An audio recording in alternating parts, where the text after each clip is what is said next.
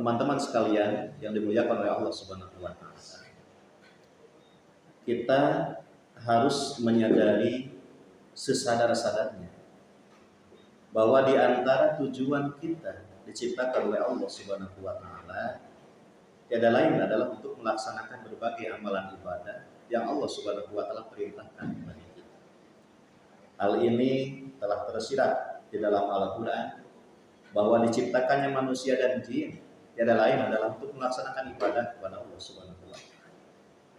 Dengan demikian, tentang amalan ibadah ini harus kita pahami bahwa Allah Subhanahu wa taala yang mewajibkan kita untuk melaksanakan ibadah, maka ibadah tersebut harus sesuai dengan tuntunan yang Allah Subhanahu wa taala telah tetapkan.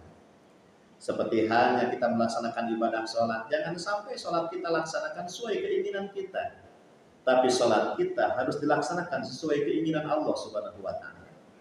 Seperti halnya kita diwajibkan oleh Allah Subhanahu wa taala untuk melaksanakan ibadah puasa, maka puasa kita jangan sampai puasa kita sesuai keinginan kita, tetapi puasa kita harus sesuai dengan apa yang menjadi keinginan Allah Subhanahu wa taala.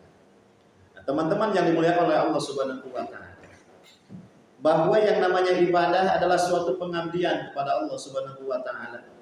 Kita sebagai manusia yang diciptakan oleh Allah Subhanahu wa taala, kemudian kita mengetahui tugas yang pokok kita untuk melaksanakan ibadah, kemudian kita ketahui bahwa ibadah tersebut harus sesuai dengan keinginan Allah Subhanahu wa taala. Tetapi ada hal lain yang memang mesti kita bina dalam hati kita sebagai ruh melaksanakan ibadah kita, yaitu memupuk diri kita dengan penuh keikhlasan ketika kita melaksanakannya.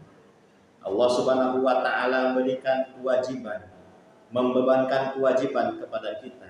Ada kalanya mungkin tidak sesuai dengan keinginan kita, namun demikian kewajiban tersebut tetap kita harus ikhlas melaksanakannya.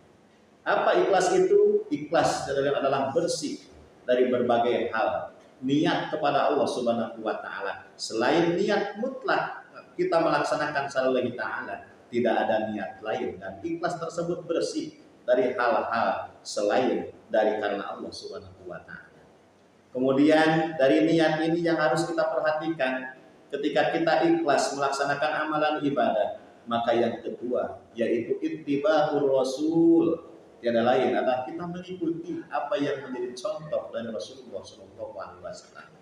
Sudah kita ketahui bersama, Rasulullah adalah sosok sebagai role model untuk kita ikuti dari berbagai amalan ibadah. Puasa kita harus mencontoh puasanya Rasul. Kemudian sholat kita pun sama, harus mencontoh sholatnya Rasul, dan amalan-amalan ibadah lainnya telah dicontohkan oleh Rasulullah SAW. Dengan demikian, bukan hanya keikhlasan kita kepada Allah Subhanahu wa taala, tetapi dalam amalan ibadah tersebut harus ittiba'ur rasul, kita mengikuti apa yang menjadi contoh dari Rasulullah SAW sebagai role model ketika kita melaksanakan amalan-amalan yang diwajibkan oleh Allah Subhanahu wa taala. Demikian yang dapat saya sampaikan, semoga bermanfaat. Wassalamualaikum warahmatullahi wabarakatuh.